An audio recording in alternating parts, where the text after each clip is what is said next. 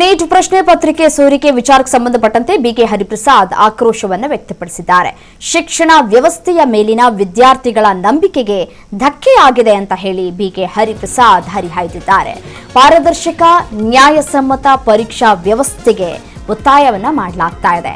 ವಿದ್ಯಾರ್ಥಿಗಳ ಭವಿಷ್ಯದೊಂದಿಗೆ ಆಟ ಆಡಬಾರದು ಅಂತ ಹೇಳಿ ಎಚ್ಚರಿಕೆಯನ್ನ ಕೂಡ ಕೊಡ್ತಾ ಇದ್ದಾರೆ. ಬಿಜೆಪಿ ಸರ್ಕಾರದ ವಿರುದ್ಧ ಕಾಂಗ್ರೆಸ್ ಹೋರಾಟವನ್ನ ಮುಂದುವರಿಸಿಕೊಳ್ತಾ ಹೋಗುತ್ತೆ. ರಾಹುಲ್ ಗಾಂಧಿಯ ಚಾತ್ರೋಮ್ ಕಿ ಗೂನ್ಸ್ ಅಭಿಯಾನಕ್ಕೆ ಮೆಚ್ಚುಗೆಯನ್ನ ಕೂಡ ಈ ಸಂದರ್ಭದಲ್ಲಿ ವ್ಯಕ್ತಪಡಿಸಿದ್ದಾರೆ.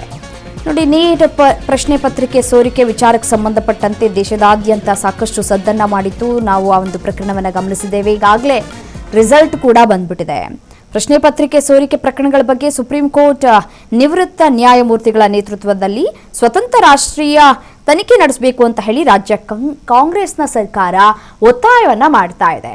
ಕೆಪಿಸಿಸಿ ಕಚೇರಿಯಲ್ಲಿ ಸುದ್ದಿಗೋಷ್ಠಿಯನ್ನ ನಡೆಸಿರುವಂತಹ ಕೆಪಿಸಿಸಿ ಅಧ್ಯಕ್ಷ ಬಿಕೆ ಹರಿಪ್ರಸಾದ್ ಪ್ರಶ್ನೆ ಪತ್ರಿಕೆ ಸೋರಿಕೆ ಪ್ರಕರಣಗಳ ಬಗ್ಗೆ ಗಂಭೀರ ಆರೋಪಗಳನ್ನ ಮಾಡ್ತಾ ಇದ್ದಾರೆ. ದೇಶದ ವಿದ್ಯಾರ್ಥಿಗಳ ನಂಬಿಕೆ ಮತ್ತೆ ಆತ್ಮವಿಶ್ವಾಸಕ್ಕೆ ಪ್ರಶ್ನೆ ಪತ್ರಿಕೆ ಸೋರಿಕೆ ಪ್ರಕರಣಗಳು ಧಕ್ಕೆಯನ್ನ ತಂದಿವೆ.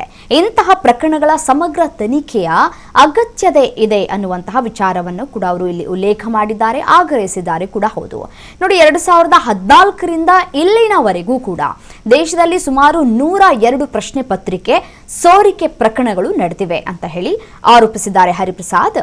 ಬಿಜೆಪಿ ಆಡಳಿತದಲ್ಲಿ ಇರುವಂತಹ ರಾಜ್ಯಗಳಲ್ಲೇ ಇಂತಹ ಪ್ರಕರಣಗಳು ಹೆಚ್ಚಾಗಿ ವರದಿಯಾಗ್ತಾ ಇದೆ ಅಂತ ಹೇಳಿ ಆರೋಪವನ್ನ ಮಾಡ್ತಾ ಇದ್ದಾರೆ. ಪ್ರಶ್ನೆ ಪತ್ರಿಕೆ ಸೋರಿಕೆ ಪ್ರಕರಣಗಳಲ್ಲಿ ಬಿಜೆಪಿ ನಾಯಕರ ಮಕ್ಕಳೇ ಫಲಾನುಭವಿಗಳು ಎಂಬ ಗಂಭೀರ ಆರೋಪವನ್ನ ಕೂಡ ಮಾಡಿದ್ದಾರೆ. ಎಲ್ಲೆಲ್ಲಿ ಪ್ರಶ್ನೆ ಪತ್ರಿಕೆ ಸೋರಿಕೆಯಾಗಿದೆ, ಎಲ್ಲಿ ತಪ್ಪಿತಸ್ಥರ ವಿರುದ್ಧ ಯಾವ ಕ್ರಮವನ್ನ ಕೈಗೊಂಡಿದ್ದೀರಿ ಅಂತ ಹೇಳಿ ಕೇಂದ್ರ ಸರ್ಕಾರವನ್ನ ಪ್ರಶ್ನೆ ಮಾಡ್ತಾ ಇದ್ದಾರೆ. ಇಲ್ಲಿಯವರೆಗೂ ಕೂಡ ಒಂದು ಕಡೆ ಪ್ರಧಾನಿ ನರೇಂದ್ರ ಮೋದಿ ಅವರು ಈ ವಿಚಾರಕ್ಕೆ ಸಂಬಂಧಪಟ್ಟಂತೆ ತುಟಿ ಬಿಚ್ಚಿಲ್ಲ, ಯಾಕೆ ಮಾತಾಡ್ತಿಲ್ಲ ಅನ್ನುವಂತಹ ಪ್ರಶ್ನೆಯೂ ಕೂಡ ಹೇಳ್ತಾ ಇದೆ. ಪ್ರಶ್ನೆ ಪತ್ರಿಕೆ ಸೋರಿಕೆ ಕೇವಲ ವಿದ್ಯಾರ್ಥಿಗಳ ಮೇಲೆ ಮಾತ್ರವಲ್ಲ, ಅವರ ಕುಟುಂಬಗಳ ಮೇಲೂ ಕೂಡ ಪರಿಣಾಮ ಬೀರ್ತಾ ಇದೆ. ಶಿಕ್ಷಣ ವ್ಯವಸ್ಥೆಯ ಮೇಲಿನ ವಿಶ್ವಾಸವನ್ನ ಕುಸಿಯುವಂತಹ ಪರಿಸ್ಥಿತಿ ನಿರ್ಮಾಣ ಆಗ್ತಾ ಇದೆ ಅಂತ ಹೇಳಿ ಬಿಕೆ ಹರಿಪ್ರಸಾದ್ ಹೇಳಿಕೆಯನ್ನ ಕೊಟ್ಟಿದ್ದಾರೆ. ನೋಡಿ, ಈ ಒಂದು ವಿಚಾರದಲ್ಲಿ ಕೇಂದ್ರ ಶಿಕ್ಷಣ ಸಚಿವರು ನೈತಿಕ ಹೊಣೆಯನ್ನ ಹೊತ್ತು ರಾಜೀನಾಮೆಯನ್ನ ನೀಡಬೇಕು ಅಂತ ಹೇಳಿ ಒತ್ತಾಯವನ್ನ ಮಾಡಿದ್ದಾರೆ. ವಿದ್ಯಾರ್ಥಿಗಳ ಜೊತೆ ಸರ್ಕಾರ ನೇರ ಸಂವಾದವನ್ನ ನಡೆಸಬೇಕು ಅಂತ ಹೇಳಿ ಪತ್ರಿಕಾಗೋಷ್ಠಿಯಲ್ಲಿ ಅವರು ಆಗ್ರಹಿಸಿದ್ದಾರೆ. ಅದೇ ರೀತಿಯಾಗಿ ಕರ್ನಾಟಕದಲ್ಲೂ ನೇಮಕಾತಿ ಹಗರಣಗಳ ವಿರುದ್ಧ ಕಾಂಗ್ರೆಸ್ ಹೋರಾಟವನ್ನ ಮುಂದುವರಿಸಿಕೊಳ್ತಾ ಬರ್ತಾ ಇದೆ, ಅದು ಮುಂದುವರಿಯುತ್ತೆ ಅಂತ ಕೂಡ ಹೇಳಿದ್ದಾರೆ. ಈ ವಿದ್ಯಾರ್ಥಿಗಳ ಭವಿಷ್ಯದ ಜೊತೆ ಚೆಲ್ಲಾಟ ಆಡ್ತಾ ಇರೋದನ್ನ ಸರ್ಕಾರ ಈ ಕೂಡಲೇ ನಿಲ್ಲಿಸಬೇಕು ಅಂತ ಹೇಳಿ ಎಚ್ಚರಿಕೆಯನ್ನ ಕೂಡ ಕೊಟ್ಟಿದ್ದಾರೆ. ಅದೇ ರೀತಿಯಾಗಿ ಈ ಒಂದು ವಿಚಾರವಾಗಿ ವಿದ್ಯಾರ್ಥಿಗಳನ್ನ ಉದ್ದೇಶಿಸಿ ಮಾತನಾಡೋದಕ್ಕೆ ಕಾಂಗ್ರೆಸ್ ನಾಯಕ ರಾಹುಲ್ ಗಾಂಧಿ ಅವರನ್ನ ರಾಜ್ಯಕ್ಕೆ ಆಗಮಿಸುವಂತೆ ಈ ಮುಖಾಂತರ ಮನವಿಯನ್ನ ಕೂಡ ಮಾಡಿಕೊಂಡಿದ್ದಾರೆ ಬಿಕೆ ಹರಿಪ್ರಸಾದ್.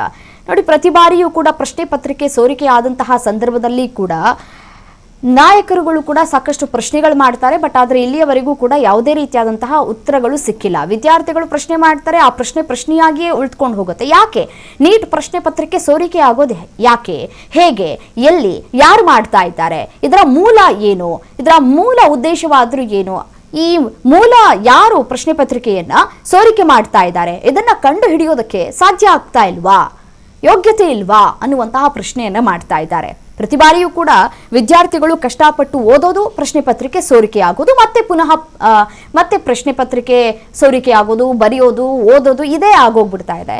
ಮತ್ತೆ ಮುಂದಿನ ಭವಿಷ್ಯ ಹೇಗೆ?